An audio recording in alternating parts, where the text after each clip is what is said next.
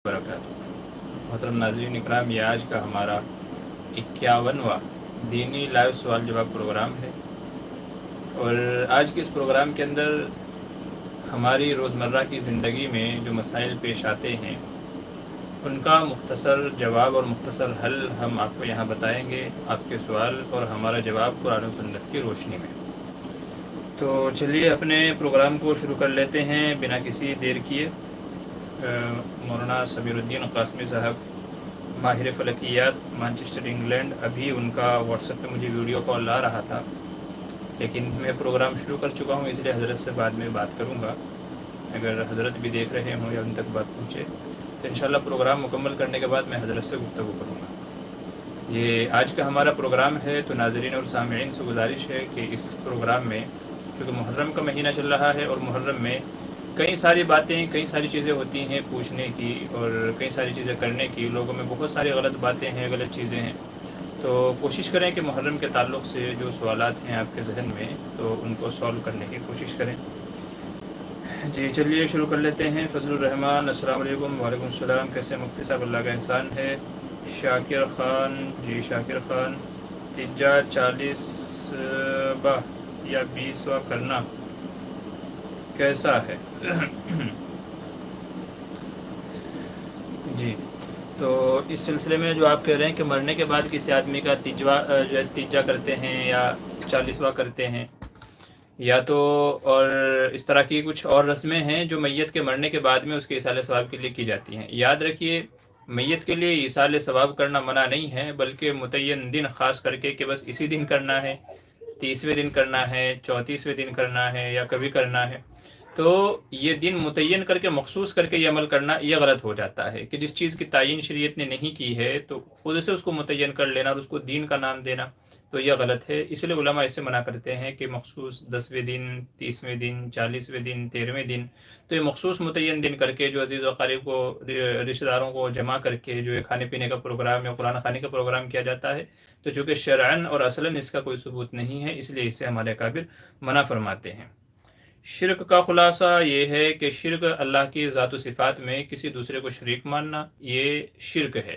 यानी अल्लाह एक है तो कोई दो माने तो भी शिरक है, और अल्लाह रोज़ी देने वाला है, मसाइल को हल करने वाला है, मुश्किलों को दूर करने वाला है, तो अगर कोई इसमें भी किसी और को मुश्किल कुशा माने तो ये भी शिरक है। तो ज़ात व सिफ़ात में किसी दूसरे को शरीक मानना, दोनों की दोनों चीज़ें क्या हैं? शिरक के दायरे में आती हैं। अब्दुल चौहान, अस्सलाम वालेकुम, बिग फ़ैन, जी शुक्रिया, जज़ाकल्लाह, अल्लाह आपकी उम्र में बरकत दे, आपको नेक आलिम, दीनदार, आलिम बामल बनाए। फ़ैन ऑफ मुफ्ती मामूर बदर, अस्सलाम वालेकुम। जी वालेकुम सलाम। शुज़ीन खान, अस्सलाम वालेकुम, खैरियत से मुफ्ती साहब? जी वालेकुम सलाम, अल्लाह का एहसान है।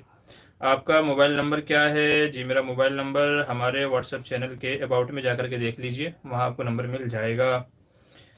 सैफ़ी, अस्सलाम वालेकुम। जी वालेकुम सलाम। कलीम मलिक कह रहे हैं अस्सलाम वालेकुम रहमतुल्लाहि व बरकातुहू। हज़रत सवाल यह करना था कि एक शख्स ने ख्वाब देखा कि वह एक मुर्गे को खाना खिलाने चला, तो उस मुर्गे ने कहा उस शख्स से कि पहले मुझे पानी पिलाओ। हज़रत इसकी क्या ताबीर हो सकती है? भाई ताबीर का मसला बड़ा कह लीजिए बड़ा नाजुक और बड़ा बारीक मसला होता है, तो शायद मुझे लगता है कि आपने पर्सनल में भी ये सवाल किया था, मगर मैं अदीमुल फुर्सत होने की वजह से जवाब नहीं दे पाया, तो इंशाअल्लाह आपके इस ख्वाब की ताबीर में बाद में ही आपको बताऊँगा, ठीक है, यहाँ नहीं। जी राहत अली, अस्सलाम वालेकुम रहमतुल्लाहि व बरकातुहू। वालेकुम सलाम। कलीम मलिक, हज़रत इस मुर्गे ने कहा ख्वाब में हमें मेरी तबीयत ख़राब है, मुझे पानी पिलाओ। हज़रत ये भी मिला लो उसमें। जी ठीक है, सारा कुछ मिला के इंशाल्लाह बाद में मैं आपको बता दूंगा। हज़रत मुझे सपना दिखा, शाकिर ख़ान कह रहे हैं। अच्छा जी ठीक है, जो भी आपका सपना है तो सपने को लिख लीजिए। इतना मैं एक मसले का जवाब दे देता हूँ। देखिए, एक साहिब ने आज एक सवाल किया, मेरे एक वीडियो अपलोडेड है निकाह और तलाक़ के ताल्लुक़ से, तो उसके ऊपर एक साहब का ये कमेंट आया कि तलाक़ के लिए गवाहों का होना ज़रूरी है, निकाह के लिए नहीं, क्योंकि कुरान में तलाक़ के ताल्लुक़ से कहा गया कि जब तुम तलाक़ दो तो फिर गवाह बना लो। हालांकि निकाह के ताल्लुक़ से कुरान में कहीं भी नहीं है। हालांकि उलमा मसला इसका उल्टा बताते हैं कि निकाह के वक्त गवाह ज़रूरी है, तलाक़ के वक्त नहीं। अगर कोई बंदा अकेले में तन्हाई में अपनी बीवी को तलाक़ दे दे तो तलाक़ हो जाती है। हालांकि कुरान ने तो दो गवाह बनाने की बात कही है। बहुत सारे लोग इसी गलत फहमी के अंदर मुब्तला हैं कि जब तक कि तलाक नहीं होती, जब तक कि गवाहों के सामने ना दी जाए, जब तक कि तलाक पर गवाह ना बनाए जाएं, तब तक के तलाक नहीं होती। याद रखिए कि ये लोगों की गलत फहमी है।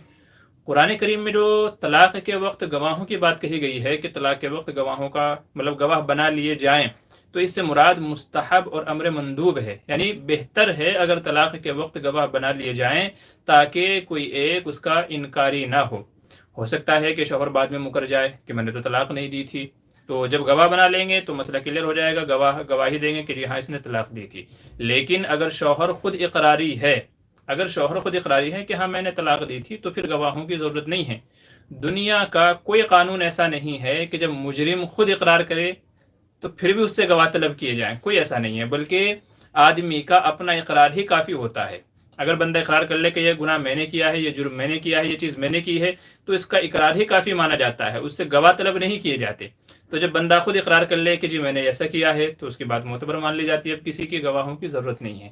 لیکن احتیاطاً شریعت نے کہا کہ طلاق کے وقت بھی گواہ بنا لیں تو بہت اچھی بات ہے، لیکن یہ ضروری یا واجب نہیں ہے کہ اگر گواہ نہیں ہوں گے تو طلاق نہیں ہوگی، ایسا نہیں ہے، بلکہ بغیر گواہوں کے بھی اکیلا انفرادی بہت سارے لوگ واٹس ایپ پہ وائس میسیج میں ٹیکسٹ میسیج میں بہت الگ الگ طریقے سے لوگ جو ہے طلاق دیتے ہیں۔ یاد رکھیے کیسے بھی طلاق دی جائے، جب شوہر نے طلاق دے دی ہے اور وہ اس کا اقراری ہے تو طلاق ہو جائے گی، ٹھیک ہے۔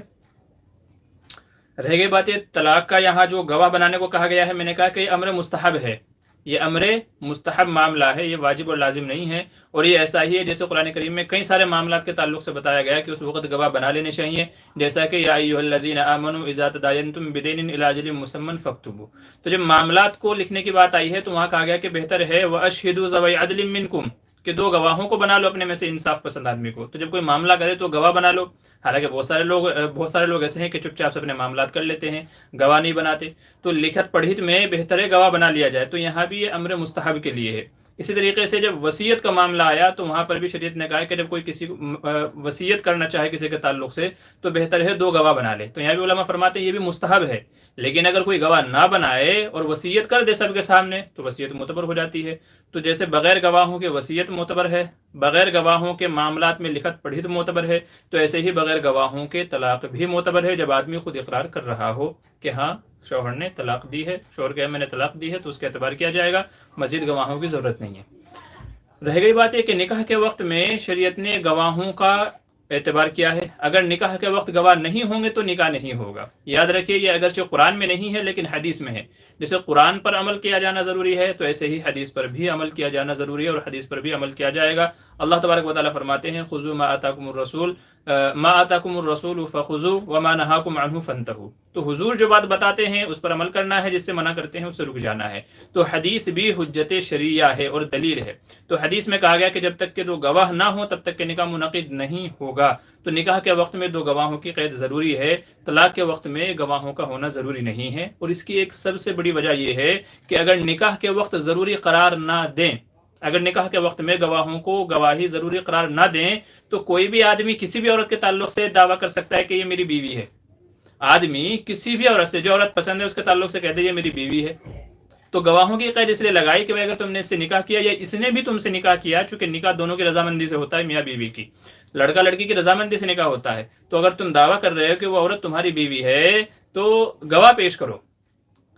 اگر گواہ ہوں گے تو نکاح معتبر ہوگا، ورنہ تو معاملہ یہ ہو جائے گا کہ جس کو جو خوبصورت عورت پسند ہے وہ اس کے تعلق سے دعویٰ کر دے گا یہ میری بیوی ہے، اور گواہ ہے نہیں تو مسئلہ بڑا الجھ جائے گا، بڑا پیچیدہ ہو جائے گا، اور بڑے مشکلیں اور پریشانیاں کھڑی ہو جائیں گی۔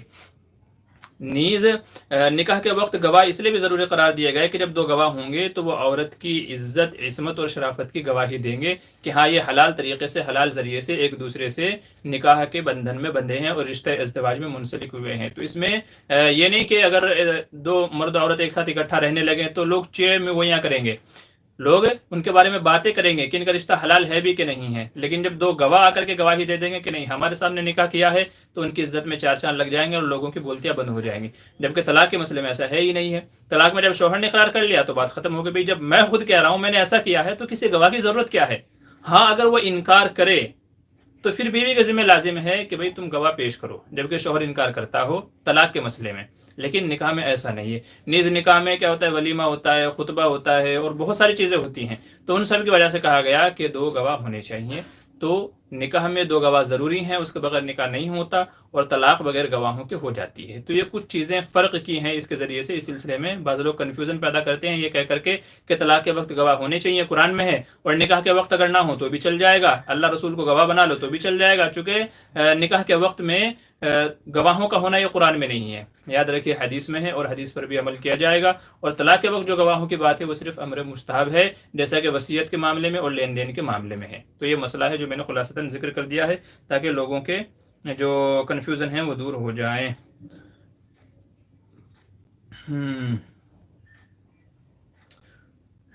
کیا کہہ رہے ہیں شاکر، مجھے سپنا دکھا کہ میں عالم مفتیوں کے، اور کیا کہہ رہے ہیں بھائی، سوال کو ایک ہی اس میں لکھ دیا کیجیے گا، کیونکہ پھر اب کیسے میں پڑھوں گا، آپ کا ایک سوال کے بیچ میں کئی لوگوں کے سوالات آ گئے ہیں۔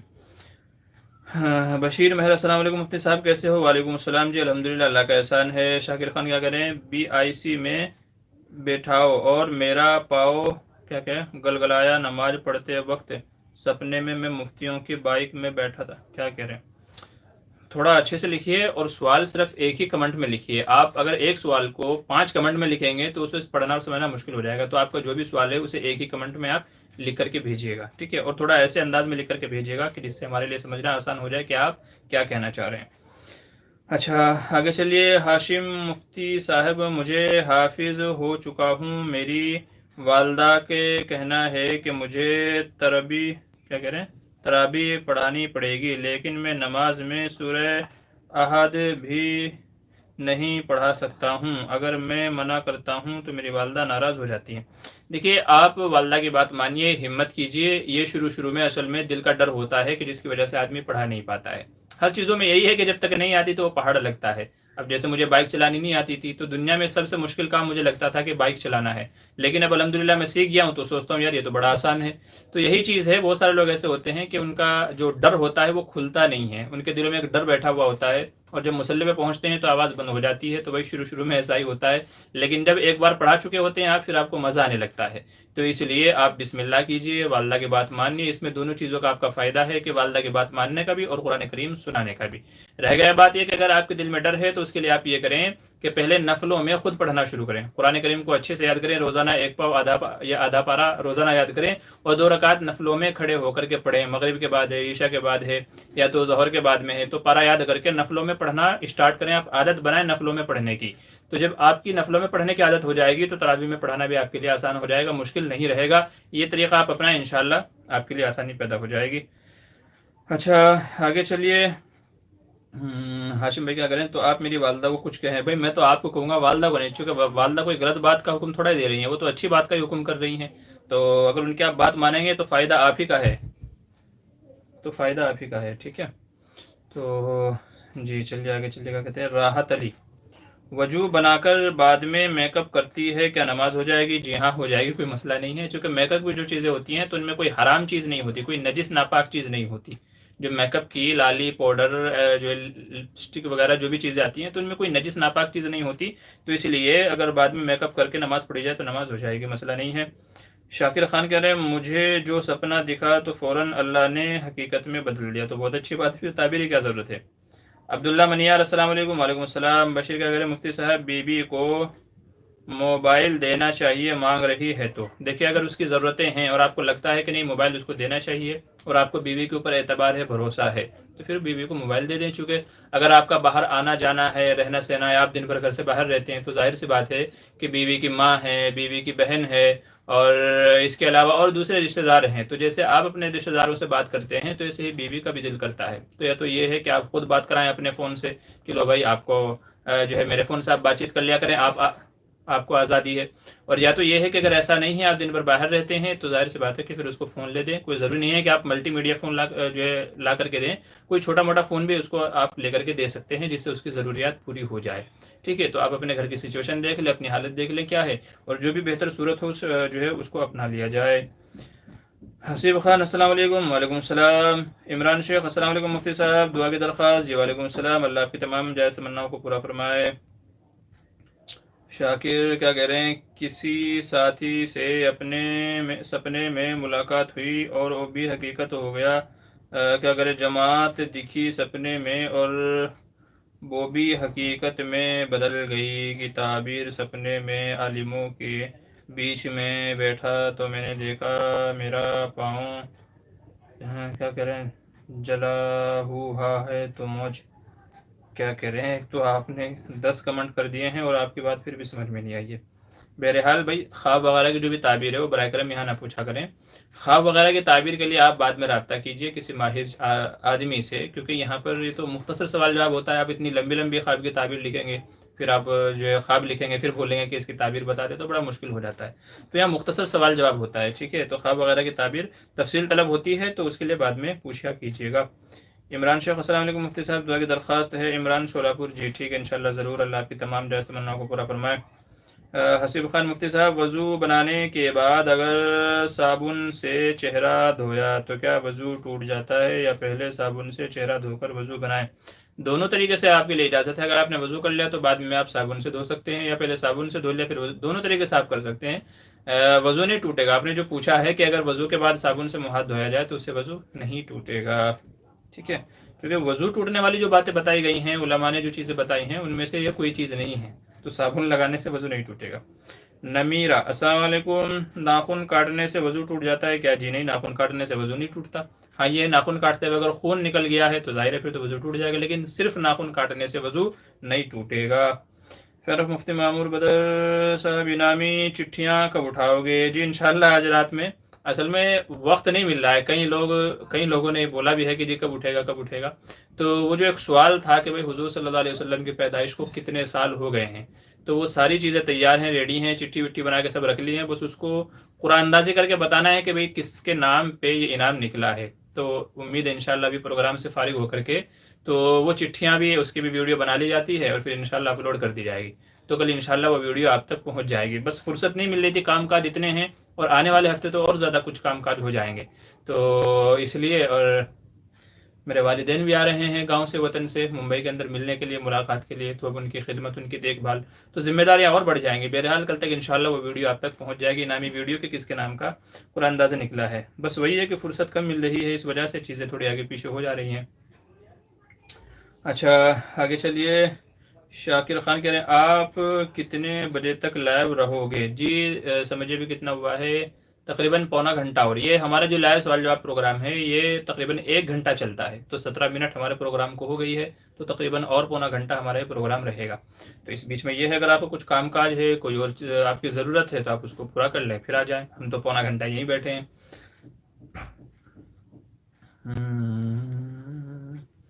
اسکرین ٹچ نہیں دینا چاہیے، بشیر بھائی کہہ رہے ہیں اسکرین ٹچ نہیں دینا چاہیے. جی کیا دیکھیں، موبائل جو ہے نا، اس کے اندر فوائد بھی ہیں اور نقصانات بھی ہیں. موبائل کے فائدے اور نقصانات میں نے تفصیلی ویڈیو ڈالی ہوئی ہے اپنے چینل پہ، وہاں جا کر کے آپ دیکھ لیں، تلاش کر لیں. تو بات وہی ہے کہ آپ کے استعمال کے اوپر ہے. جو بندہ استعمال کرنے والا ہے، آپ کو یقین ہونا چاہیے کہ اس کا صحیح استعمال کرے گا کہ نہیں کرے گا. تو موبائل فون چاہے سادہ ہو چاہے ٹچ اسکرین ہو، تو اس کے استعمال کے اوپر بات ہے کہ کون اس کو کیسے استعمال کرتا ہے. جو نیکیوں میں اس کو استعمال کرنا چاہتا ہے اس کے لیے اچھا ہے، اور جو برائیوں میں استعمال کرنا چاہتا ہے تو اس کے لیے برا ہے. تو وہ آپ اپنی سچویشن دیکھ لیں، اپنی حالات دیکھ لیں کہ جو ہے سامنے والا کس طرح اس کا استعمال کر سکتا ہے. تو ایسا نہیں ہے یہ نہیں دینا چاہیے وہ نہیں دینا چاہیے، وہ تو اس کے اوپر بات چیت ہے کہ کس آدمی کی کیسے عادت ہے. کفر کا خلاصہ، بھائی شرک اور کفر ایک ہی بات ہے. کفر کرنا، شرک کرنا ایک ہی بات ہے. میں شرک کا خلاصہ، کفر کا خلاصہ پہلے بتا چکا ہوں. اللہ کی ذات و صفات میں کسی کو شریک ماننا، کسی اور کو بھی اللہ کے جو صفتیں ہیں، خاص صفتیں ہیں، ان میں کسی دوسرے کا اقرار کرنا، یہ کیا ہوتا ہے؟ کفر کہلاتا ہے. اگر آپ کے ذہن میں کوئی اور خاص چیز ہے تو پھر اس کے تعلق سے وضاحت معلوم کیجئے کہ بھئی یہ چیز ہے، پوچھنا چاہتا ہوں اس کا کیا تعلق ہے. جی عمران شیخ، آج میں نے قاری صاحب کی قرأت سنی، ماشاءاللہ بہت ہی اچھی تھی. پلیز ان سے بھی کہیں کہ میرے لیے بھی دعا کریں. جی انشاءاللہ ضرور ضرور ضرور. اللہ آپ لوگوں کو جزائے خیر عطا فرمائے. انشاءاللہ ضرور ان سے بھی کہہ دوں گا آپ کے حق میں. کلیم علی کہہ رہے ہیں حضرت موسیٰ کے تعلق سے سوال پوچھا، اس کا نتیجہ کب نکلے گا؟ جی دیکھیے، ہمارے تقریباً 75,000 سبسکرائبر ہونے والے ہیں، 75,000. اور ہم نے ویڈیو کے بارے میں کہا تھا کہ جب اس پہ صرف 5,000، زیادہ نہیں، 75 میں سے 5,000 لوگ جب اس ویڈیو کو دیکھ لیں گے، یعنی اس پہ ویو ہو جائیں گے، تو ہم اس کے نام کی قرآن اندازی کر لیں گے. اب کبھی کبھی سوچ کے تعجب ہوتا ہے کہ یار ویڈیو پہ اتنے کم ویو کیوں آ رہے ہیں؟ 75,000 سبسکرائبر میں سے ویڈیو کتنے لوگوں نے دیکھی؟ 500 600 500 600 بولے تو اس کا 1% بھی نہیں ہے، 1% بھی نہیں ہے. مطلب یہ ہے کہ اتنے سبسکرائبر میں سے 1% لوگوں نے بھی ویڈیو نہیں دیکھی ہے. تو اس لیے وہ قید لگائی تھی کہ بھائی جب 5000 ویو ویڈیو پہ ہو جائیں گے تو انشاءاللہ اس کا قرآن اندازی نکال دی جائے گی. تو آج بھی ہم اپنی شرط پر قائم ہیں، 5000 ویو ہو جائیں گے تو انشاءاللہ اس کا جو ہے انعام نکال دیا جائے گا جس کے بھی نام پہ ہے. تو جو بھی ویڈیو ہے، ایک اور ویڈیو ہے، میں اسی لیے نہیں اس کو ڈالا ہوں، اس پہ تو 500 روپے کا انعام ہے ایک بندے کو. اپلوڈ نہیں کیا اب تک کہ بنا کر کے رکھی ہوئی ہے. ایک سوال کا جواب اور اس کا بھی بھیا 5000 ویو ہو جائیں گے تو 500 روپے 3 بندوں کو ملیں گے. 3 بندوں کو 500 روپے یعنی 1500 روپے کا وہ انعام ہے. لیکن تعجب یہی ہوتا ہے کہ یار لوگ دیکھتے کیوں نہیں ہیں؟ کام کی چیزیں ہوتی ہیں، مسئلہ مسائل دین سے جو ریلیٹڈ ہوتے ہیں، اتنے سبسکرائبر ہیں ماشاءاللہ لیکن پھر بھی دیکھتے نہیں ہیں. خیر بہرحال وہ تو لوگوں کی اپنی اپنی انٹرسٹ کی بات ہے کہ انہیں کس چیز میں کتنا انٹرسٹ ہے، کتنی دلچسپی ہے. تو جس کو جتنی دلچسپی ہوتی ہے وہ دیکھتا ہے اتنا. جی ٹھیک ہے. شاکر بھائی کیا کریں؟ میں مفتی بننا چاہتا ہوں، اللہ سے دعا کر سکتے ہیں کیا مفتی بننے کی؟ میری عمر 23 سال ہے. بھائی صرف دعاؤں سے مفتی نہیں بنتے، اس کے لیے پڑھائی کرنی پڑتی ہے. تو آپ کسی مدرسے میں جائیں، وہاں جا کر کے ایڈمیشن لیں، داخلہ لیں اور جو عالم کورس کی پڑھائی ہے وہ مکمل کریں، پھر مفتی کی پڑھائی کریں تو انشاءاللہ آپ بن جائیں گے. اور اگر آپ سوچیں کوئی ایسی دعا ہوگی جس سے مفتی بن جائے تو بھائی ایسی دعا نہیں ہے. کچھ چیزیں صرف دعاؤں سے حل نہیں ہوتی، ان کے لیے محنت کرنا پڑتا ہے. تو اگر آپ مفتی بننا چاہتے ہیں تو پھر جو اس کا جو ضابطہ ہے، اس کا جو اصول ہے، جو اس کی پڑھائی ہے وہ آپ کو کرنی پڑے گی. جیسے کوئی دنیا میں ڈاکٹر نہیں بن سکتا بغیر ڈاکٹری کی پڑھائی کے، وکیل نہیں بن سکتا بغیر وکالت کی پڑھائی کے، تو ایسے ہی عالم اور مفتی بھی نہیں بن سکتا جب تک کہ اس کی پڑھائی مکمل نہ ہو جائے. تو اگر آپ بننا چاہتے ہیں تو دعا کریں، لیکن ساتھ ساتھ میں مدرسے میں داخلہ لے کر کے وہ پڑھائی مکمل کریں، تب جا کر کے آپ بنیں گے. ٹھیک ہے. فری کال کرنے کو کہہ رہی ہے، فری کال کرنے کو کہہ رہی ہے. شوزین خان کہہ رہے ہیں 10 محرم کے روزے کی نیت کیسے کریں مفتی صاحب؟ جی ہاں، آپ نے بالکل صحیح سوال کیا ہے محرم کے حوالے سے. جی دیکھیے، رمضان ہوتا ہے تو ہم اس میں نیت کرتے ہیں کہ رمضان کے روزے کے رکھنے کی نیت کرتا ہوں. اور محرم کا روزہ ہے تو صرف دل میں اتنی نیت کرنا کافی ہے کہ 10 محرم کے روزے کی نیت کرتا ہوں یا کرتی ہوں، جو بھی ہے. تو بڑے آسان ہے، بس اتنا ہی کریں گے، نویت ان اصوم للمحرم، کہ میں محرم کے روزے کی نیت کرتا ہوں. ٹھیک ہے، یا کرتی ہوں. تو محرم کا نفل روزہ، یاد رکھیے یہ روزہ کیا ہے؟ نفل ہے. تو محرم کے روزے کی نیت کرتا ہوں یا کرتی ہوں، بس اتنا کہہ دینا کافی ہے. الگ سے کچھ اور اس میں ایڈیشن کرنے کی یا کچھ اور اضافہ کرنے کی جو ہے ضرورت نہیں ہے. بس دل میں اتنا آدمی کر لے کہ ہاں میں محرم کا روزہ رکھ رہا ہوں، بس کافی ہے. مفتی صاحب ہمارے لیے دعا کیجیے. جی اللہ تعالیٰ آپ کی بھی تمام جائز تمناؤں کو پورا فرمائے، نیک خواہشات کو پورا فرمائے. ہیما خاتون، السلام علیکم مفتی صاحب. جی وعلیکم السلام. میں ہر بات بھول جاتی ہوں اور دوسری رات میں نیند کھل جاتی ہے، پھر نیند نہیں آتی ہے، کیا کریں؟ جہاں تک بھولنے کی اس کا تعلق ہے بیماری کا یا مرض کا، تو اس کے لیے آپ ایک دعا پڑھ لیں، سنقرئک فلا تنسا، سنقرئک فلا تنسا. یہ 30ویں پارے کے اندر ہے اور ایک ویڈیو بھی اس کے اوپر میں نے بنائی ہوئی ہے، بھلکڑ حضرات کے لیے دعا، جن کو بھولنے کی بیماری ہے ان کے لیے. تو یہ سنقرئک فلا تنسا ہر فرض نماز کے بعد 11 مرتبہ پڑھنے کا معمول بنا لیجئے. انشاءاللہ اس دعا کی برکت سے جو یہ بیماری ہے آپ کی بھولنے والی، اللہ تعالیٰ اس کو ختم فرما دے گا. رہ گئی بات نیند کے کھل جانے کی، تو لگتا ہے شاید آپ دن میں سوتے ہیں، تو دن میں سونا بند کر دیجئے تاکہ رات میں نیند اطمینان سے آ جائے. تو رات سونے کے لیے بنائی ہے، اگر آدمی رات میں ہی سوئے گا تو دن بھر کے کاموں کی تھکن وغیرہ ایسی ہوتی ہے کہ رات میں وہ کہاں پڑا ہے اس کو معلوم بھی نہیں ہوتا. اور جس بندے کا معمول ہے کہ صبح میں دیر تک مطلب دیر کے اٹھے گا، 10 بجے 11 بجے سو کر کے اٹھے ہیں، 12 بجے سو کر کے اٹھے ہیں، تو ظاہر ہے کہ پھر رات میں نیند کہاں سے آئے گی؟ یا تو ظہر کے بعد سو گئے ہیں 1-2 گھنٹے کے لیے، تو پھر رات میں اتنی جلدی نیند کہاں سے آئے گی؟ تو اس لیے بہتر ہے کہ صرف رات کے وقت کو ہی خاص کر سونے کے لیے بنایا جائے، دن میں یا کسی اور وقت میں نہ سویا جائے، تو انشاءاللہ نیند آپ کو اچھی آئے گی. ساتھ ساتھ میں یہ کر لیں کہ معوذتین، قل اعوذ برب الفلق، قل اعوذ برب الناس، اور سونے کی دعا اور آیت الکرسی وغیرہ یہ چیزیں پڑھ کر کے سو جائیں، تو انشاءاللہ یہ چیزیں آپ کی اس میں نافع ہوں گی اور نیند نہیں کھلے گی. ایم ڈی ابو بکر کہہ رہے ہیں مفتی صاحب محرم کے روزے کی کیا فضیلت ہے؟ جی محرم کے روزے کی فضیلت نبی کریم صلی اللہ علیہ وسلم نے یہ ارشاد فرمائی، سیام یوم عاشوراء، کہ عاشوراء کے روزے رکھنے کی فضیلت یا اس کی برکت سے، احتسب علی اللہ ان یکفر السنۃ التی قبلہ، مجھے اللہ کی ذات سے امید ہے کہ اللہ تعالیٰ اس ایک روزے کی برکت سے پچھلے سال کے گناہوں کو معاف فرما دے گا. تو پچھلے 1 سال کے گناہ اللہ تبارک و تعالیٰ اس ایک روزے کی بدولت معاف فرما دیتے ہیں. یہ ہے عاشوراء یعنی 10 محرم کے روزہ رکھنے کی فضیلت. لیکن نبی کریم صلی اللہ علیہ وسلم سے یہ بھی ثابت ہے کہ صرف ایک دن کا روزہ نہ رکھا جائے، یہ بھی ثابت ہے کہ ایک دن کا روزہ نہ رکھا جائے بلکہ 9 10 یعنی 2 روزے 9 اور 10 کا، اور یا تو 10 اور 11 کا۔ اور وجہ اس کی یہ تھی کہ جب نبی کریم صلی اللہ علیہ وسلم مدینہ تشریف لے گئے تو وہاں یہود کو دیکھا کہ وہ بھی 10 محرم کا روزہ رکھتے ہیں، تو ان سے مشابہت سے بچنے کے لیے، ان کی مشابہت سے بچنے کے لیے حضور نے فرمایا تھا کہ صرف 10 کا نہ رکھا جائے تاکہ یہود سے مشابہت نہ ہو جائے کہ بھئی یہودی بھی روزہ رکھتے ہیں، ہم بھی روزہ رکھتے ہیں، تو ان کی مشابہت سے بچنے کے لیے آپ نے فرمایا تھا کہ یا تو 9 10 کا رکھیں گے یا 10 اور 11 کا رکھیں گے۔ لیکن آج کے زمانے میں علماء فرماتے ہیں کہ چونکہ یہودی اب اس دن کا روزہ نہیں رکھتے، یہودی اب اس دن کا روزہ نہیں رکھتے ہیں، تو اگر کوئی بندہ صرف ایک دن کا روزہ رکھ لے تو وہ بھی کافی ہے۔ صرف 10 محرم کا رکھنا چاہے تو اس کی بھی اجازت ہے، 9 کا رکھنا ساتھ میں یا 11 کا رکھنا ساتھ میں، یہ کوئی ضروری اور لازمی چیز نہیں ہے، بلکہ صرف ایک روزہ رکھ لینا بھی کافی ہے۔ البتہ بہتر یہی ہے، اور اگر سب سے بہتر کی آپ بات چیت کریں تو میرے اپنے نقطہ نظر کے اعتبار سے 3 روزے رکھ لیے جائیں، 9 10 اور 11، تاکہ 3 روزے رکھنے کی فضیلت بھی آپ کو حاصل ہو جائے اور کسی سے کوئی مشابہت وغیرہ بھی دور دور تک نہ پائی جائے۔ تو 3 روزے رکھ لیں تو اور زیادہ بہتر ہے، ورنہ 2 رکھ لیں، ورنہ تو 1 رکھ لیں، تو یہ بھی آپ کے لیے کافی ہو جائے گا۔ شاکر کیا کہہ رہے ہیں، مجھے سے سپنے میں کیسے ساتھی نے، پھر آپ سپنے کی بات لے کے آ گئے۔ بھائی شاکر بھائی، سپنے کی باتیں بعد میں کر لیجئے گا، فی الحال یہاں سپنے کی بات چیت نہ کریں، ٹھیک ہے؟ سپنے کی باتیں آپ بعد میں پوچھیے گا جو بھی آپ کو پوچھنا ہے۔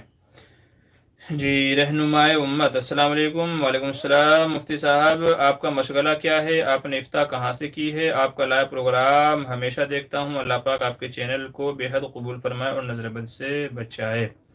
جی بہتر ہے کہ ایک ہمارا مفتی اے ایم قاسمی، مفتی امیر معاویہ کے ساتھ میں ہمارا ایک پروگرام ہوا تھا، تو ہمارے چینل پہ بھی وہ اپلوڈ ہے اور ان کے چینل پہ بھی ہے، تو وہاں ساری تفصیلات ہیں کہ پوری مطلب ہماری ہی ذات کے تعلق سے اس میں گفتگو تھی۔ مختصراً میں آپ سے عرض کر دوں، بھائی میرا تعلق ویسے تو بزرگوں کے شہر سہارنپور سے ہے، سہارنپور کے قریب میں ایک گاؤں ہے اعظم پورہ، وہاں سے میرا تعلق ہے، میری جائے پیدائش وہیں ہے، اور میں نے عالم کورس جو کیا وہ مظاہر العلوم جدید سے کیا، پھر دارالعلوم میں 1 سال میں نے فراغت کی، اور پھر افتاح میں نے مظاہر العلوم وقف سے کیا ہے۔ تو عالم کورس اور مفتی کورس میرا مظاہر العلوم سے ہے، جدید سے اور قدیم سے۔ اور اس کے علاوہ ابھی کا جو میرا مشغلہ ہے وہ فی الوقت میں ممبئی میں ہوں، یہاں پر مسجد بھی ہے، مدرسہ بھی ہے اور دارالافتاء کی خدمات بھی ہیں، اور ساتھ ساتھ میں اپنا یہ یوٹیوب وغیرہ کی جو مصروفیات ہیں یہ بھی میرا چلتا رہتا ہے۔ تو یہ مختصراً ہے میرا، ٹھیک ہے؟ باقی اللہ آپ کی دعاؤں کو قبول فرمائے۔ ہیما خاتون کہہ رہے ہیں مفتی صاحب آپ کب لائیو آتے ہیں تاکہ آپ سے بات ہو سکے؟ جی ہمارا پروگرام، یہ لائیو پروگرام صرف سنڈے کے دن رہتا ہے، اتوار کے دن، صرف اتوار کے دن، ہفتے میں 1 دن، ہر ہفتے میں 1 دن اتوار کے دن رہتا ہے۔ ابھی اس کا پروگرام چل رہا ہے یہ عشاء کے بعد، ابھی یہ پروگرام ہو رہا ہے عشاء کے بعد میں، کل کو یعنی کچھ وقت کے بعد میں مغرب اور عشاء کے درمیان میں اگر زیادہ وقت ملا، تقریباً 1 سوا گھنٹہ، تو پھر انشاءاللہ اس کا وقت چینج کر دیں گے اور آپ کو پہلے بتا دیا جائے گا کہ بھائی اگلے ہفتے یہ پروگرام ہمارا مغرب کے بعد ہوگا، جب بھی بدلنا ہوگا تب، ابھی تو عشاء کے بعد ہی چل رہا ہے، ٹھیک ہے؟ ہم اپنے کمیونٹی ٹیب میں، ہمارے چینل پہ کمیونٹی ٹیب میں ہم دوپہر میں یا رات میں 1 دن پہلے ہی اس کا جو تھمبنیل ہے، تھمبنیل لگا دیتے ہیں، ساتھ میں ٹائم بھی وہاں لکھ دیتے ہیں، تحریر میرے اور امیج پہ بھی لکھا ہوا ہوتا ہے کہ اس ہفتے پروگرام 9:30 بجے ہوگا یا مغرب کے بعد ہوگا، تو آپ وہ ایک بار چیک کر لیا کیجئے اتوار کو کسی بھی یعنی دن میں کسی بھی ٹائم، مغرب سے پہلے، تو اس میں آپ کو ٹائم معلوم پڑ جائے گا کہ بھئی اتوار کے دن کون سے ٹائم پہ ہونے والا ہے، ٹھیک ہے؟ اچھا ہاشم بھائی کہہ رہے ہیں مفتی صاحب میرے لیے بہت بڑی خوشی کی بات یہ ہے کہ آپ اور میں جوگیشوری میں رہتے ہیں، آپ بتا سکتے ہیں کہ آپ جوگیشوری میں کہاں رہتے ہیں اگر ممکن ہو تو؟ جی میں جوگیشوری میں رہتا ہوں، ادھر امروت نگر میں، ویشالی نگر، امروت نگر، اگر آپ نے ایریا کا نام سنا ہو، ویسے مشہور ایریا ہے، تو جب آپ جوگیشوری میں رہتے ہیں تو جانتے ہی ہوں گے ویشالی میں بڑی مارکیٹ لگتی ہے کپڑے وغیرہ کی، خاص کر سنڈے کے دن میں، تو اگر جو ہے آپ کا ارادہ ہو ملاقات کرنے کا کبھی تو آپ فون کر لیجئے گا، انشاءاللہ آپ سے ملاقات ہو جائے گی۔ تو میں امروت نگر میں رہتا ہوں جی۔ اور کیا ہے، بشیر بھائی کیا کرے، مفتی صاحب آپ نے تو میرا پچھلے ہفتے والا ویڈیو الگ بنا دیا تو کوئی گھر والے دیکھ لیں گے تو کیا کریں؟ وہ صرف بھائی میں نے آپ ہی کے لیے نہیں اپلوڈ کیا، میں دیکھیں کوئی سوال جو بڑا اہم ہوتا ہے یا اس میں دوسروں کا بھی لوگوں کا فائدہ اگر ہوتا ہے، مجھے اگر ایسا لگتا ہے کہ بھئی یہ ویڈیو ایسی ہے کہ اس کلپ کو کٹ کر کے اپلوڈ کیا جائے تاکہ دوسرے لوگوں کا بھی فائدہ ہو جائے، تو پھر میں وہ چھوٹی سی کلپ الگ کٹ کر کے ڈال دیتا ہوں۔ ابھی آپ جس مسئلے کی بات کر رہے ہیں کل مجھے ایک اور بندے کا فون آیا اسی تعلق سے، جی بیوی ناراض رہتی ہے، پریشان رہتی ہے، دوسروں کی مثالیں دیتی ہیں کہ ان کو دیکھو وہ اپنی بیوی کے ساتھ کیسے کرتے ہیں، وہاں گھمانے لے کے جاتے ہیں، یہاں گھمانے لے کے جاتے ہیں، آپ کچھ بھی نہیں کرتے. تو میرے ذہن میں آپ ہی کی بات آ گئی. تو پھر آج میں نے یہ الگ سے کلپ جو ہے کٹنگ کروا کے یہ الگ سے کلپ، اور پھر یہ اپلوڈ میں نے اسی لیے کی ہے کہ جو بھی لوگ اس طرح کی پریشانیوں کے اندر مبتلا ہیں، جس کے ساتھ بھی ایسے مسئلے چل رہے ہیں، تو وہ اس کلپ سے فائدہ اٹھا سکے. تو یہ صرف آپ ہی کے لیے، آپ ہی کی وجہ سے نہیں کی ہے. اور بہرحال اگر کوئی دیکھ لے گا تو اصلاحی والی باتیں ہیں اس کے اندر، کوئی ویسی بات تو ہے نہیں. ٹھیک ہے، تو اس میں تو اصلاح کی باتیں ہی ہیں سارے. اگر آپ کے گھر والے سنیں تو ان کی بھی اصلاح ہو جائے گی، صحیح بات ان کو پتہ چلے گی. کوئی اور دیکھے گا تو اس کی بھی اصلاح ہو جائے گی. ٹھیک ہے، تو آپ ٹینشن نہ لیں، فکر نہ کریں. اچھا، تمریز اشرف قاسمی کہہ رہے ہیں سری نماز میں اگر اپنی آواز نہ سنائی دے تو کیا حکم ہے؟ جی، سری نماز میں قرات کی جو علماء نے تعریف کی ہے اس میں سے ایک تعریف یہ ہے کہ یا تو اتنی زور سے پڑھے کہ خود کو سنائی دے. اگر اتنی زور سے نہ ہو تو اتنا کم از کم کافی ہے کہ ہونٹ حرکت کریں. ہونٹوں کو حرکت کرنا ضروری ہے تاکہ معلوم پڑے کہ بندہ قرات کر رہا ہے. تو آواز سنائی نہ دے مگر ہونٹ حرکت کر رہے ہیں تو کافی ہے، نماز ہو جائے گی. لیکن اگر کسی کے ہونٹ بھی حرکت نہیں کر رہے ہیں بلکہ منہ بند کر کے چپ کھڑا ہوا ہے، ہونٹ سل کر کے، کہتے ہیں نا گونگے کا گڑ کھا کے چپ چاپ کھڑا ہوا ہے، دل ہی دل میں قرات کر رہا ہے، تو پھر نماز نہیں ہوگی. تو یا تو اتنی زور سے پڑھے کہ خود کو سنائی دے، یا تو پھر ہونٹ حرکت کریں. تو اگر ہونٹ حرکت کریں گے تو بھی نماز ہو جائے گی. سفیان فیضی السلام علیکم. جی وعلیکم السلام. شاکر بھائی کہہ رہے ہیں آپ کا موبائل نمبر دے دو. میرا موبائل نمبر چینل میں اباؤٹ میں جائیے، ہمارے چینل میں جہاں ویڈیو اور کمیونٹی اور کئی ساری چیزیں ہوتی ہیں تو لاسٹ میں ایک اباؤٹ کا آپشن آتا ہے، اباؤٹ پہ ٹچ کیجیے، نیچے ہمارا نمبر آپ کو مل جائے گا. جی راجہ بابو کہہ رہے ہیں میں ایک دکان سے کوئی ادھار سامان لیا اور دوبارہ دکان والے سے ملاقات نہیں ہو سکا تو میں ان کے نام سے صدقہ کر دیا، یہ کیسا ہے؟ بھائی غلط ہے. جب تک کہ آپ ان کے پاس جا کر کے وہ رقم ادا نہ کر دیں تب تک کہ وہ ادا شمار نہیں ہوگی. آپ نے جن سے لیا ہے ان کو جا کر کے بھلے ہی آپ کو 10 کلومیٹر دور کیوں نہ جانا پڑے، خرچہ کر کے بھلے ہی آپ کو وہاں کیوں نہ جانا پڑے، لیکن اس کا حق ہے جن سے آپ نے لیا ہے. تو جب تک کہ وہ ادا نہیں کریں گے صدقے سے کام نہیں چلے گا. تو اس کو جا کر کے آپ دیں. اور اگر اس کا انتقال ہو گیا ہے تو جو اس کی جگہ بندہ بیٹھا ہوا ہے، اس کے جو وارثین ہیں، ان کو جا کر کے دیں کہ بھئی یہ میری طرف ان کا پیسہ تھا، یہ آپ لے لیں. ہاں اگر مسئلہ ایسا ہے کہ بھئی آپ نے کسی سے کوئی سامان لیا پھر وہ بندہ غائب ہو گیا، اس کا پتہ ہی نہیں ہے کہ وہ کہاں ہے، بہت ڈھونڈا، بہت تلاش کیا، مثال کے طور پہ کل یہاں دکان تھی، پرسوں کو وہ دکان اٹھا کے یہاں سے چلا گیا اور اب اس کا آتا پتہ ہی نہیں ہے کہ وہ بندہ ہے کہاں نہیں ہے. تو پتہ ہی نہیں ہے کہ وہ بندہ ہے کہاں ہے بھی کہ نہیں، مر گیا جی رہا ہے، پتہ ہی نہیں ہے بالکل بھی، اس کا ایڈریس وغیرہ کچھ معلوم ہی نہیں ہے. پھر آپ اس کی طرف سے صدقہ خیرات کر سکتے ہیں. لیکن اگر پتہ ہے فلاں بندہ وہاں ہے، اتنی دوری پہ ہے، اتنی دوری پہ ہے، تو آپ کے لیے ضروری ہے کہ آپ اس سے رابطہ کریں. اور آج کل تو ڈیجیٹل زمانہ ہے، آپ فون پے کر سکتے ہیں، پے ٹی ایم کر سکتے ہیں، اور بہت سارے دوسرے ذرائع ہیں رقم ادا کرنے کی. تو یا تو آپ خود جائیں یا تو کسی اور ذریعے سے، جب تک کہ وہ رقم اس تک نہیں پہنچا دیں گے تب تک کہ وہ ادا نہیں ہوگی. صدقہ کر دیا ہے وہ صدقہ ہی مانا جائے گا، وہ ادا نہیں ہوگی. ٹھیک ہے. آگے چلیے. انعام الحسن کہہ رہے ہیں اگر کسی شخص کو ڈیلی کیا کہہ رہے ہیں وجس کا کام پر لگاتے ہو اور اس سے پیسے طے کر لیتے ہیں، باقی خود کھاتے ہیں، تو کیا یہ جائز ہے؟ کسی شخص کو ڈیلی وگیس کہہ رہے ہیں کہ وجیس کا کام، کیا کہہ رہے ہیں واجس؟ لیکن میں سمجھ تو نہیں پا رہا ہوں کہ آپ نے واجس لکھا، واگیس کیا لکھا ہے، مجھے پتہ نہیں ہے. لیکن اگر آپ یوں کہنا چاہ رہے ہیں کہ آپ نے کسی بندے کو کہیں پر لگایا اور جو اصل مالک ہے اس سے آپ نے کوئی اور رقم طے کی، اور جس بندے کو کام پہ لگایا اس سے الگ رقم طے کی، مالک سے الگ رقم اور جس بندے کو کام پہ لگایا اس سے الگ رقم، تو یہاں پر یہ جو آپ کی کمیشن جو دلالی ہے یہ لی دی جا سکتی ہے.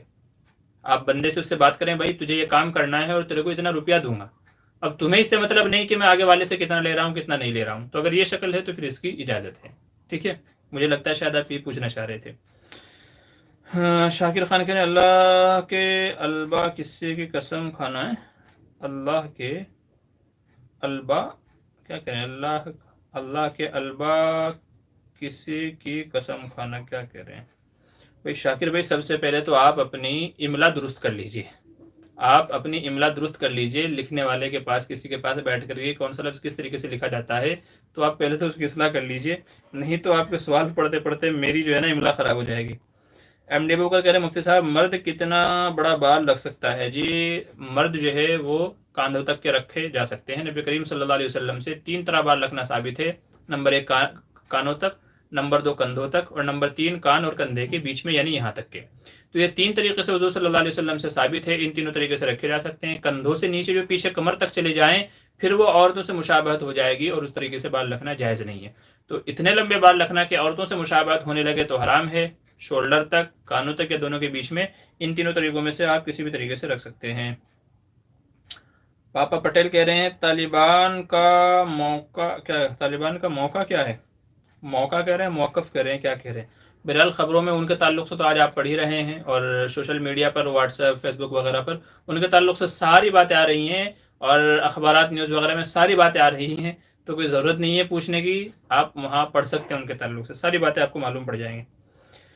کیا کہہ رہے ہیں سفیان فیضی؟ مسئلہ یہ معلوم کرنا ہے کہ جیسے مصلی مسجد کے صحن میں بچھاتے ہیں تو مصلی محراب کے سامنے ہونا ضروری ہے کیا؟ دیکھیں اس سلسلے میں بہتر یہ ہے کہ امام صف کے بیچ میں کھڑا ہو، تو جو صف لگتی ہے مقتدی حضرات کی، تو امام کو اس کے بیچ میں کھڑا ہونا چاہیے، اور بیچ میں کھڑا ہونے کے لیے ہی محراب بنائی جاتی ہے تاکہ معلوم رہے کہ بھئی یہاں مسجد کا بیچ ہے، اسی نسبت سے محراب بنائی جاتی ہے، ورنہ محراب بنانے کا کوئی الگ سے مقصد نہیں ہے۔ تو محراب اسی لیے بنائی جاتی ہے کہ مسجد کے وسط میں، درمیان میں معلوم رہے کہ بھئی یہاں مسجد کا بیچ ہے۔ تو ایسے ہی ظاہر سی بات ہے کہ مسجد کے بیچ میں آپ جو ہے صف بچھائیں گے، مصلی لگائیں گے، تو وہ آٹومیٹک محراب کے سامنے ہی آ جائے گا، لیکن اگر آگے پیچھے ہو جائے تو کوئی مسئلہ نہیں ہے، بہتر ہے کہ بس صف کے بیچ میں امام صاحب کو کھڑا ہونا چاہیے۔ شاکر بھائی کہہ رہے ہیں بنا بسم اللہ کسی نے فش کاٹی، اس کو کھانا صحیح ہے یا نہیں؟ کاروبار کرا اس وقت بھی نہیں پڑی، یہ کیا کرے؟ گھر والی نے کھانا، گھر والی نہیں ہوتا بھائی، گھر والی ہوتا ہے، گھر والی نے کانا نہیں ہوتا، کھانا ہوتا ہے بھائی، بنایا اس نے بھی نہیں پڑھی تو کانا کھا سکتے ہیں کہ نہیں؟ کانا نہیں ہوتا بھائی، کھانا کھا سکتے ہیں یا نہیں؟ تو کے بعد ایچ لگا لیجئے۔ دیکھیں جو مچھلی ہے تو مچھلی کو ذبح کرنے کے لیے بسم اللہ والے احکام نہیں ہیں، ٹھیک ہے؟ جو ہے مچھلی کو نہ تو شرعی طریقے سے ذبح کیا جاتا ہے، اس کا کوئی شرعی طریقہ نہیں ہے، جیسے جانور کو ذبح کرنے کے لیے شرعی طریقہ ہے بسم اللہ پڑھے، 3 نگیں کٹنی چاہیے، ایسا ویسا، تو مچھلی کے اندر وہ احکام نہیں ہے، مچھلی کے اندر وہ احکام نہیں ہے جو دوسرے جانوروں کے اندر ہیں۔ تو اگر اس کو کاٹتے وقت بھی نہیں پڑی، بناتے وقت بھی نہیں پڑی، تو کوئی حرج کی بات نہیں ہے، مچھلی کیا ہوگی آپ کے لیے حلال ہوگی، اور کھانا وغیرہ کھایا جا سکتا ہے، کوئی مسئلہ نہیں ہے۔ چھوٹا بچہ نمازی کے آگے سے گزرے تو کیا حکم ہے؟ تبریز اشرف قاسمی کہہ رہے ہیں چھوٹا بچہ تو مکلف ہی نہیں ہے گزرنے کا، تو چھوٹا بچہ تو مکلف ہی نہیں ہے احکام اسلام کا، لہٰذا اس کا گزرنا بھی جائز ہے، اور اس کا گزرنے سے نماز میں کوئی فرق بھی نہیں پڑے گا۔ بہت سارے لوگ یہ سمجھتے ہیں کہ چھوٹا بچہ اگر گزر جائے تو نماز ٹوٹ جاتی ہے، یاد رکھیے غلط ہے، ایسا نہیں ہے۔ چھوٹا بچہ گزرے یا بڑا گزرے تو نماز پہ کوئی فرق نہیں پڑے گا، البتہ چھوٹا ہے تو گناہ نہیں ملے گا، لیکن بڑا ہے جان بوجھ کر گزرتا ہے تو پھر اس کو گناہ ملے گا۔ رہنمائی مت کریں مفتی صاحب، ہم بھی ایک چینل بنائے ہیں جس کا مقصد اسلامی تاریخی معلومات، اسلامی وظائف و پیش آمدہ ضروری مسائل لوگوں تک پہنچانا، پر ہم عصر بہت زیادہ مذاق اڑا رہے ہیں، اس کے لیے ہمیں کیا کرنا ہوگا؟ جی دیکھیں کوئی مذاق اڑائے تو ان کو اڑانے دیجئے، آپ کو اپنا ایک ٹارگٹ آپ کو لے کر کے چلنا ہے، آپ محنت کرتے رہیے، جو لوگ آج ہنس رہے ہیں وہی کل کو آپ کی تعریفیں کریں گے، کل کو آپ کو اپنے پروگرام میں مدعو کریں گے، آپ کو بلائیں گے، اور دوسرے لوگوں کو آپ کی مثالیں دیں گے کہ وہ فلاں بندہ ویسا تھا، اس کو دیکھو۔ تو اس لیے کبھی بھی لوگوں کے ہنسنے کی پرواہ نہ کریں۔ کسی نے ایک چھوٹی سی کلپ بنائی تھی گدھے کی، کہ باپ بیٹا گدھے کے اوپر بیٹھ کر کے جا رہے تھے، تو لوگ ہنسنے لگے کہ دیکھو کتنا بیوقوف آدمی ہے، گدھے کے اوپر ظلم کر رہے ہیں کہ دونوں باپ بیٹے گدھے کے اوپر بیٹھے ہوئے ہیں۔ اب اس نے کیا کیا کہ باپ نیچے اتر گیا اور بیٹا جو ہے گدھے پہ سوار ہو گیا۔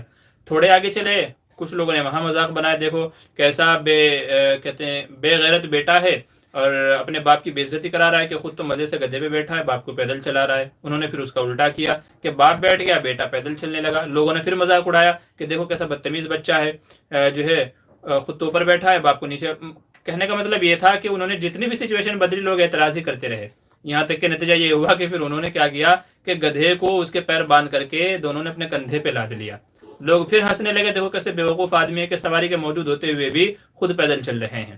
تو کہنے کا مطلب یہ ہے کہ سب لوگوں کو آپ خوش نہیں کر سکتے، لوگوں کو آپ خوش نہیں کر سکتے۔ اگر آپ یہ سوچ رہے ہیں کہ لوگ کیا کہیں گے، یاد رکھیے ہماری زندگی میں آگے بڑھنے کے لیے سب سے بڑی رکاوٹ ہے یہ سوچنا کہ لوگ کیا کہیں گے، لوگ کیا سوچیں گے۔ اگر آپ بھی یہ سوچنے لگے ہیں کہ لوگ کیا سوچیں گے تو پھر آپ کیا سوچیں گے؟ تو اس لیے لوگوں کے سوچنے کی، ان کے بولنے کی، ہنسی مذاق اڑانے کی بالکل پرواہ نہ کریں، آپ کا جو مقصد ہے اس کی طرف لگے رہیں، محنت کرتے رہیں۔ ایک دن وہی آئے گا کہ جو لوگ ہنس رہے تھے آپ کو قدر کی نگاہ سے دیکھیں گے، عزت کی نگاہ سے دیکھیں گے۔ تو اس لیے ایسے لوگوں کی پرواہ نہ کریں، اپنے کام کے اندر لگے رہیں، انشاءاللہ کامیابی محنت کرنے والوں کو ملتی ہے، निकम्मों की ज़िंदगी तो दूसरों की ऐब निकालने में गुजर जाती है। समझ रहे हैं बात? तो इसलिए अपने काम के अंदर लगे रहें, अल्लाह से मदद तलब करते रहें, और बस ये है कि अच्छे अमल करते रहें। ठीक है, बस सही काम करते रहें और अपने उसके ऊपर लगे रहें। कुछ तो लोग कहेंगे, लोगों का काम है कहना। ठीक है, मुफ्ती सैयद अहमद कासमी ऑफिशियल जी, शुक्रिया चैनल पे आने के लिए। क्या कह रहे हैं? अस्सलाम वालेकुम रहमतुल्लाहि व बरकातहू। अर्ज़ है कि नौ मुस्लिम औलाद के लिए उनके वालिदैन गैर मुस्लिम के इंतकाल के बाद उनकी जायदाद पर हक़ दावे की गुंजाइश है या नहीं। देखिए, गैर मुस्लिम की मीरास में मुसलमान वारिस होगा या नहीं, यह उलमा के दरमियान मुख्तलफी मसला है।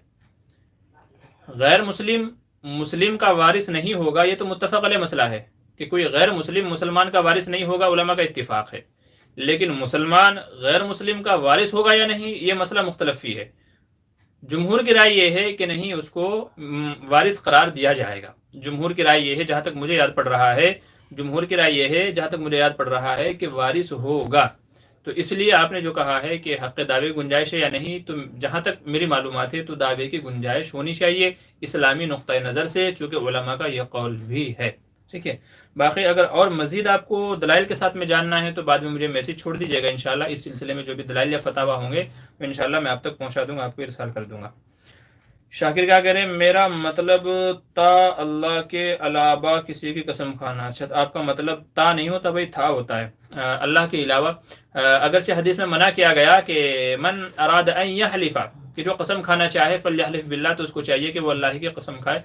तो गैरुल्लाह की कसम खाने की उलमा ने इजाज़त नहीं दी है। अगर कसम खाना ही चाहता है तो अल्लाह की कसम खाए, लेकिन नबी की कसम खाना यानी हुजूर की कसम खाना, कुरान की कसम खाना और काबे की कसम खाना, ये तीन चीज़ें ऐसी हैं, उलमा फरमाते हैं कि अगर कोई आदमी इनकी कसम खा ले तो वो कसम भी मोतबर मानी जाएगी और उसका भी एतबार किया जाएगा। अगरचे नहीं खाना चाहिए, लेकिन अगर इनकी कसम खा ले, कोई कहे मुझे काबे की कसम, कुरान की कसम और ऐसे ही हुजूर की कसम, तो ये कसम मान ली जाती है। कोई कहे मुझे मेरे माँ बाप की कसम, फुला बंदे की कसम, तेरे सर की कसम, तो ये कस्में नहीं मानी जाती, इनके एतबार नहीं है। ठीक है, अगरचे बेहतर यही है कि सिर्फ अल्लाह की कसम खाई जाए। गुलजार शेख कहना, अस्सलाम वालेकुम मुफ्ती साहब, मैं बेंगलोर से हूँ, मैं दर्जी हूँ, मैं लेडीज़ के कपड़े बनाता हूँ, तो क्या मेरा काम जायज़ होगा या नहीं? देखिए, औरतों के कपड़े सिलना तो गलत नहीं है, लेकिन अगर आप लड़कियों को अपने यहाँ बुला करके और उनका नाप वगैरह लेते हैं तो फिर ये अमल आपका जायज़ हो जाएगा। लेकिन अगर कोई औरत कपड़े दे करके जाए कि जी ये मेरा कपड़ा है और इस नाप से आप दूसरा कपड़ा बना दे, तो इसमें तो हर्ज नहीं है। अगरचे बचना ही बेहतर है, चूँकि ज़ाहिर है लड़कियों के कपड़े सिलना, साइज़ वगैरह वो चीज़ें ऐसी हैं जो इंसान के जहन में खुराफात पैदा कर देती हैं। गलत थॉट, गलत थिंकिंग, गलत सोचे आदमी के दिमाग में शैतान डालता रहता है उन चीज़ों से। अगर से बचना बेहतर है, लेकिन अगर आपको गैर महरमों से मिलना, मुलाकात करना, देखना, बातचीत करना, साइज़ नाप वगैरह लेना, अगर इसकी नौबत नहीं आती, सिर्फ आपका काम है कि आप तक जो कपड़ा आया है, जो नाप आया है, उसको सिल देना, तो उस हद तक उससे गुंजाइश निकाली जा सकती है। अगरचे बचना क्या है, बेहतर है। हाँ, तारिक अहमद क्या कह रहे हैं? अस्सलाम वालेकुम मुफ्ती साहब, मसला इस तरीके से है कि जो खुतबे के दौरान खुतबे का डंडा हाथ में ना दें या मस्जिद में खुद का डंडा ना हो कि खुद पे डंडा मस्जिद में रखना ज़रूरी है। जी, आपने जो खुतबे का जो आसा जो होता है जिसको लेकर के पढ़ते हैं, इसकी जो बात की है, तो ये कोई वाजिबी चीज़ नहीं है, बल्कि मुस्तहब है। कभी रख ले, कभी ना रखे। ऐसा ना हो कि आप डंडा हाथ में लेके खड़े हो जाएं और मुख्तदी डर जाएं, बोले लगता है इमाम साहब आज तो किसी बात पे पीटने वाले हैं। तो जो आशा है उसका मसला क्या है, अमर मुस्तहब में से है। अगर आप रख लें तो अच्छी बात है, ना रखें तो कोई ज़रूरी नहीं है। ऐसा नहीं है कि अगर वो डंडा हाथ में नहीं होगा तो खुतबा नहीं होगा, नमाज नहीं होगा, ऐसा नहीं है। नमाज खुतबा हो जाएगा, तो हो तो बेहतर है, ना हो तो कोई हर्ज की बात नहीं है। कुछ दीनी वज़ाइफ। अस्सलाम वालेकुम, मैं मोतसिम बिल्ला कासिमी सुरूरपुरी। क्या 10 मुहर्रम का रोज़ा रखने से 1 साल गुनाह माफ़ हो जाते हैं? अगर माफ़ हो जाते हैं तो कौन से गुनाह माफ़ होते हैं? जी, मोतसिम भाई शायद हमारे वही दरसी साथी हैं जो जामिया इस्लामिया रेडी ताजपुरा में हमारे साथ में थे।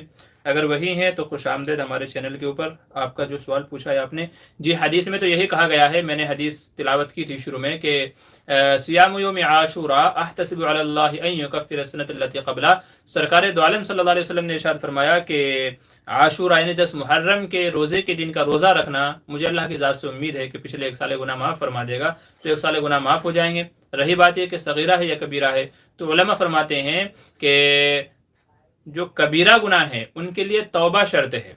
जो कबीरा गुनाह है उनके लिए तौबा इस्तिग़फ़ार शर्त है कि वो बगैर तौबा इस्तिग़फ़ार के معاف نہیں ہوتے.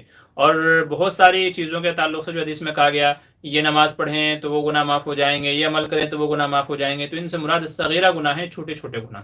تو یہاں جو روزہ رکھنے کی بات کہی گئی ہے اور اس کے ثواب میں گناہ معاف کرنے کی بات کہی گئی ہے, تو اس سے بھی صغیرہ گناہ معاف ہوتے ہیں. تو اگر آدمی روزہ بھی رکھ لے اور ساتھ میں پکے سچے دل سے توبہ بھی کر لے تو امید ہے دونوں طرح گناہ معاف ہو جائیں گے, کہ روزہ رکھنے سے صغیرہ گناہ معاف ہو جائیں گے اور توبہ کرنے سے کبیرہ گناہ معاف ہو جائیں گے. ٹھیک ہے. اچھا بھائی, آج وقت زیادہ نہیں دے پائیں گے آپ کے پروگرام کے اندر. ٹھیک ہے, تھوڑا سا اور 2-4 منٹ کر کے پروگرام کو پھر میں اختتام پہنچا دیتا ہوں. ٹھیک ہے, زیادہ لوگ ابھی سوال نہ کریں, اگرچہ زیادہ لوگ ابھی حاضر ہوئے ہیں لیکن کچھ عذر ہے تو اس لیے زیادہ آج ٹائم نہیں دے پائیں گے. راجہ بابو کہہ رہے ہیں کیا ایک روم میں مسلم اور غیر مسلم ساتھ میں رہ سکتے ہیں؟ جی ہاں, رہ سکتے ہیں. تبریز اشرف کہہ رہے ہیں محراب کو ترجیح دینا چاہیے یا مسجد کے صحن میں بھی جماعت کرنے میں کوئی حرج نہیں ہے؟ جی, مسجد کے صحن میں بھی جماعت کرنے میں کوئی حرج نہیں ہے اگر وہ مسجد ہی کا حصہ ہے, اور اگر مسجد کے اندر شامل نہیں ہے شرعی حدود میں تو پھر مسجد میں ہی اندر ہی نماز پڑھنی چاہیے. شاگرد پہ کہہ رہے رشتہ کرنے جاتے اس وقت لڑکے کو پان کھلانا, اس کے ہاتھ پہ پیسہ رکھنا کیسا ہے؟ بھئی یہ سب دنیا کے رسم و رواج ہیں, شریعت میں ایسا کچھ نہیں ہے. شریعت میں کیا ہے, رشتہ کا مطلب یہ ہے معاہدہ کرنا. تو دو لوگوں کا, دو خاندانوں کا آپس میں معاہدہ کر لینا کہ بھئی ہمیں آپ کے بچے سے نکاح کرنا ہے, ہمیں آپ کی بچی سے نکاح کرنا ہے, بس یہی کیا ہے, رشتہ کرنا ہے. اس کے علاوہ انگوٹھیاں پہنانا, پان کھلانا, یہ سب دنیا کے رسم و رواج ہیں جن سے بچنا چاہیے. اچھا, اور کیا کہہ رہے ہیں شاکر بھائی, اگر شادی کے 9 مہینے بعد گھر والی کی رسم لگانا, وہ بھی سب رسمیں ہی ہیں بھائی, شریعت میں ان کا کوئی ثبوت نہیں ہے, بچنا چاہیے. راجہ بابو کہہ رہے ہیں مجھے ایک کیا کہہ رہے ہیں غلط لت لگ گیا ہے لیکن میں توبہ کرتا ہوں لیکن پھر کچھ مہینے بعد غلطی ہو جاتی ہے, میں کیا کروں؟ بھئی آپ بس اللہ تعالیٰ سے توبہ و استغفاری کرتے رہیں, بار بار گناہ ہوتا ہے تو بار بار معافی مانگتے رہیں. جب بھی گناہ ہو جائے جب بھی اللہ تعالیٰ سے معافی مانگ لے, انشاءاللہ آپ جتنے بھی گناہ کریں گے اگر معافی مانگتے رہیں گے تو اللہ تعالیٰ معاف فرماتے رہے گا. تو اس لیے گناہوں کے بعد معافی ضرور مانگتے رہیں. حدیث میں فرمایا گیا التائب من الذنب کمن لا ذنب لہ, کہ جو گناہوں سے معافی مانگ لے وہ ایسا ہے جیسے اس نے گناہ کیا ہی نہیں. تو اس لیے جب بھی گناہ کریں اس کے بعد پھر فوراً توبہ کر دیں. کوشش کریں کہ آپ اپنی توبہ کے اوپر پکے سچے دل سے قائم رہیں, صدق دل سے قائم رہیں تو زیادہ اچھا ہے. کیا کریں FKD فہیم الدین السلام علیکم. وعلیکم السلام. شاگرد بھائی اگر مفتی صاحب آپ ہی کے سوال ہیں, بھائی آج تو زیادہ شاگرد بھائی آپ ہی کے سوال ہیں, تو ذرا اپنے سوالات کو اسٹاپ کر لیں, بہت سارے دوسرے حضرات بھی ہیں تاکہ ان کے سوالوں کے بھی میں جواب دے دوں. مفتی صاحب مفتی کے لیے داخلہ لینے کا کوئی عمر مکمل؟ جی نہیں, کوئی داخلہ لینے کے لیے مدرسے میں کوئی عمر نہیں ہے, 50 سال کا بندہ بھی داخلہ لے سکتا ہے, تو اس میں کوئی عمر کی قید نہیں ہے. نیمارا کیا کریں نیمرا, مفتی صاحب ہمارے لیے دعا کیجیے, اللہ تعالیٰ آپ کی جائز تمناؤں کو پورا فرمائے, پریشانیوں کو دور فرمائے. شاگرد کیا کہہ رہے ہیں مولانا عامر کو جانتے ہیں, راجستھان کے کرولا میں رہتے ہیں. جی پتہ نہیں, کبھی چہرہ دیکھ کر کے پہچان سکتا ہوں. عبد الواحد کہنا السلام علیکم ورحمۃ اللہ وبرکاتہ. مفتی صاحب سوال یہ ہے کہ بیٹا اگر ماں باپ کو خرچہ نہیں دیتا, باپ وصیت کر کے جائے کہ وراثت میں اس کو کوئی حصہ نہیں دے رہا تو دینا ضروری ہے؟ دیکھیں وصیت کا اعتبار نہیں ہے. اگر کوئی باپ اپنی وصیت میں لکھ جائے کہ میرے بیٹے کو میراث میں سے حصہ نہیں دینا تو اس کی وصیت کا اعتبار نہیں ہوگا. ہاں وہ یہ کر سکتا ہے اگر چاہے تو کہ اپنی زندگی میں تمام جائیداد بانٹ دے, دوسری اولاد میں اس کو نہ دے. اگر وہ چاہے تو زندگی میں کر سکتا ہے, لیکن وصیت کا اعتبار نہیں ہوگا, بلکہ وصیت میں ہر اولاد کو ملنا ضروری ہے. بھلے ہی کوئی اولاد اپنے ماں باپ کو مارتی کیوں نہ ہو, بھلے اپنے ماں باپ کو مارے, گالی دے, کچھ بھی کرے, کتنی بھی نافرمان کیوں نہ ہو, لیکن مرنے کے بعد میں اس کی وراثت میں اس کا حصہ لگے گا. یہ قرآن و سنت, قرآن و حدیث میں بتایا گیا ہے. تو اس لیے حصہ تو ملنا ہی ملنا ہے, وصیت کا اعتبار نہیں ہوگا. اگر وہ چاہتا ہے اس کو نہ دوں تو زندگی میں سارا مال دوسرے اولاد میں تقسیم کر دے, تب تو ٹھیک ہے, لیکن وصیت نہیں مانی جائے گی, اس کو بہرحال ملے گا. نمیرہ مفتی صاحب محرم کے کتنے روزے رکھنے چاہیے؟ بھی محرم کے تو کتنے بھی روزے رکھے جا سکتے ہیں. حدیث میں آپ صلی اللہ علیہ وسلم نے ارشاد فرمایا کہ افضل الصیام بعد شہر رمضان صیام شہر اللہ المحرم او کما قال علیہ الصلوۃ والسلام, کہ رمضان کے بعد دوسرے مہینے میں اگر روزہ رکھنا افضل ہے تو وہ محرم کے مہینے کے ہیں. تو محرم میں آپ جتنے چاہیں روزے رکھے جا سکتے ہیں, پورے مہینے کے بھی روزے رکھے جا سکتے ہیں, 10 دن 15 دن جتنے بھی دن کے چاہیں آپ رکھ سکتے ہیں. اگر بات کریں تو پھر آپ بہتر ہے کہ 10 محرم کا روزہ رکھیں اور 9-10 کا رکھیں تو بھی اچھا ہے, 9-10-11 کا 3 روزے رکھیں تو بھی اچھا ہے. تو آپ کی مرضی کے اوپر بات ہے, جتنے چاہیں آپ روزے رکھ سکتے ہیں, اور افضل روزہ وہ 10 محرم کا ہے, تو وہ تو رکھ ہی لیجیے گا. DP اسلام علیکم. السلام علیکم. وعلیکم السلام. جی فہیم بھائی کیا کریں اور کیسے حضرت؟ جی میرا نام فہیم الدین, راجستھان سے. ایک مسئلہ معلوم کرنا ہے, میں یوٹیوب چلاتا ہوں, تو یوٹیوب سے پیسے لینے کیسے ہیں؟ جی یوٹیوب کی ارننگ کیسی ہے اور یوٹیوب سے پیسہ کمانا کیسا ہے, اس سلسلے میں میری ایک تفصیلی ویڈیو ہے, تو وہ آپ دیکھ لیجئے. مفتی طارق مسعود صاحب کا بھی ایک ویڈیو ہے, وہ بھی آپ دیکھ لیجئے, انشاءاللہ وہاں سے مسئلہ حل ہو جائے گا. ٹھیک ہے, تو آپ بعد میں مجھے کمنٹ چھوڑ دیجیے گا, انشاءاللہ میں وہ ویڈیو کا لنک آپ کو بھیج دوں گا. وہاں جو میں نے تفصیل بتائی ہے اس سے آپ کو زیادہ سمجھ میں آ جائے گا. شاہ رخ احمد کہہ رہے ہیں مفتی صاحب لڑکی پسند آ گئی لیکن لڑکی کے گھر والے نہیں مان رہے ہیں, وظیفہ کیا ہے؟ بھائی لڑکی کے گھر والوں کو منائیے, پیار و محبت سے سمجھائیے, اور کس وجہ سے نہیں مان رہے ہیں اس وجہ کو دور کرنے کی کوشش کیجیے. ٹھیک ہے, تو بعض چیزیں ہوتی ہیں کہ ان میں وظیفے کام نہیں دیتے, سمجھانے بجانے سے کام چلتا ہے. تو کسی تیسرے چوتھے بندے کو آپ بیچ میں ڈالیے, وجہ معلوم کیجیے کہ آپ کیوں پسند نہیں ہوں, کیا وجہ ہے, پھر وہ جو وجہ بتائیں تو اس کو دور کرنے کی کوشش کیجیے گا. ٹھیک ہے, اور رہی بات وظیفے کی, تو پھر وظیفے کے لیے میری ویڈیو ہے وہ آپ دیکھ لیجیے. اس سلسلے میں ہو سکتا ہے آپ کا کام بن جائے. ٹھیک ہے, تو وہ آپ دیکھ لیجیے, وہاں آپ کو معلوم ہو جائے گا. شاہ رخ احمد کیا ہے مفتی صاحب دعا کی درخواست ہے. جی ٹھیک ہے انشاءاللہ. انعام الحسن مفتی صاحب کیا عورت باہر جا کر کام کر سکتی ہے؟ بھائی عورت کو شریعت نے باہر جا کر کے کام کرنے کا مکلف نہیں بنایا. اس کی ذمہ داری باپ کے اوپر ہے, بیٹے کے اوپر ہے, بھائی کے اوپر ہے, دوسرے ان کے اوپر ہے جو اس کے پرورش کریں, تربیت کریں, ان کے اوپر اس کی ذمہ داری ہے. لیکن اگر کوئی عورت ایسی ہے کہ جس کا کوئی کمانے والا نہیں ہے, کوئی دیکھ ریکھ کرنے والا نہیں ہے, نگہبانی کرنے والا نہیں ہے, تو اگر کوئی عورت ایسی ہے تو بدرجہ مجبوری علماء نے اس کے لیے باہر نکلنے کی گنجائش دی ہے, وہ بھی پردے کے ساتھ میں. تو پردے کے ساتھ جائے, ایسی جگہوں پر جائے جہاں مرد و عورت کا ایک ساتھ اجتماع نہ ہو. جیسے بہت سارے آج کل آفس اس طرح کے ہیں جہاں مرد بھی کام کرتے ہیں, عورت بھی کام کرتے ہیں, اسکول کالج جیسے جہاں مرد بھی پڑھاتے ہیں, عورتیں بھی پڑھاتے ہیں. تو ایسی جگہ اجازت نہیں ہے جہاں صرف عورتیں ہی عورتیں ہوں, وہ چاہے اسکول کالج ہو اور یا تو کوئی آفس ہو. تو جہاں صرف عورتیں ہی عورتیں ہوں وہاں گنجائش ہے, وہاں اجازت ہے, وہ بھی پورے پردے کے ساتھ میں, ورنہ اجازت نہیں ہوگی. گھر میں بیٹھ کر کے بہت ساری چیزیں ہیں آج کل جو انجام دی جا سکتے ہیں. آپ گھر میں بیٹھیے, سلائی کیجیے, دنیا بھر کے ایسے کام ہیں جو آپ گھر میں رہتے ہوئے کر سکتے ہیں. تو اس لیے باہر جانا ہی ضروری نہیں ہے کمائی کے لیے. آج کل ڈیجیٹل زمانہ ہو گیا ہے, اور لاک ڈاؤن میں تو اکثر لوگ اپنے گھروں سے ہی کام کاج کر رہے ہیں. تو لاک ڈاؤن نے ہمیں یہ بتا دیا ہے کہ کمائی کے لیے باہر جانے کی ضرورت نہیں ہے, گھر بیٹھے بھی آپ لاکھوں کما سکتے ہیں, اور لوگ کما رہے ہیں. تو اس لیے یہ شرعی مسئلہ میں نے آپ کو بتا دیا ہے. کیا کہہ رہے ہیں رہنمائے امت, کہہ رہے ہیں اللہ نے آپ کو حسن صورت اور حسن سیرت اور حسن تکلم اور حسن اخلاق سے نوازا ہے. ہم اللہ سے دعا کرتے ہیں کہ اللہ پاک آپ کی اس مشن کو بھی شرف قبولیت بخشے. طالب دعا مسیح الزمان اڑیشہ.